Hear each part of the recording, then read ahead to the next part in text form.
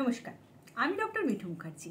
বাড়িতে আপনারা কিভাবে দরিদ্রতা ডেকে নিয়ে আসেন নিজেদের কাছ দিয়ে, তার একটা আমি ছোট কয়েকটা জিনিস বলছি। এগুলো দেখবেন অনেকেই ভুল করে থাকে। এই ভুল করার জন্যে বাড়িতে দরিদ্রতা অটোমেটিক আসে।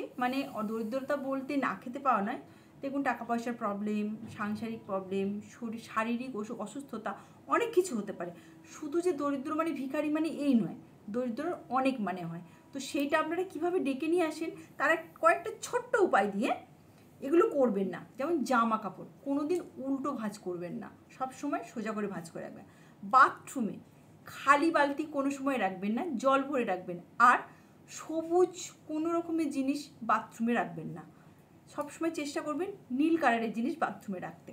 3 নম্বর হচ্ছে, চান করেন, চুল ঝরে পড়ে, সে ছেলেই বলুন আর মেয়ে বলুন, সেগুলো পারলে জড়ো করে বাথরুম থেকে বার করে এনে ডাস্টবিনে বা অন্য কোথাও রাখবেন, কারণ বাথরুমে চুল ফেলবেন না। দরজায় দেখবেন অকারণে তালা ঝুলিয়ে রাখে, তালা এবং চাবি একসাথেই ঝুলছে। তালা অকারণে দরজায় ঝুলিয়ে রাখবেন না, প্রয়োজন না থাকলে। ব্রাহ্মণের কাছে ধরুন, অনেকেই দেখবেন পুজো করতে গিয়ে হাত পেতে ব্রাহ্মণের কাছে কিছু চায় বা প্রণাম করলো, আশীর্বাদ সে দেবে, তাই কিছু নিতে গেলে ব্রাহ্মণের কাছ থেকে দক্ষিণা দেবেন।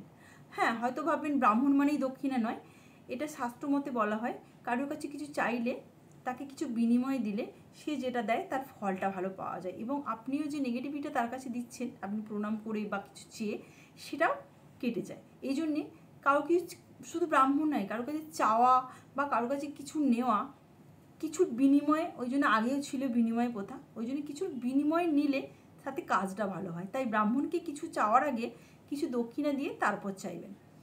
আলমারিতে, এটা অনেকেই করে, আমিও একসময় করতাম, বন্ধ করে দিয়েছি।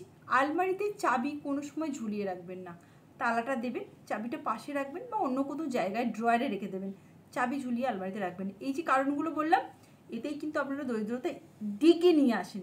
এগুলো অজান্তে করেন, কিছু করার নেই, করে দেখুন। নমস্কার।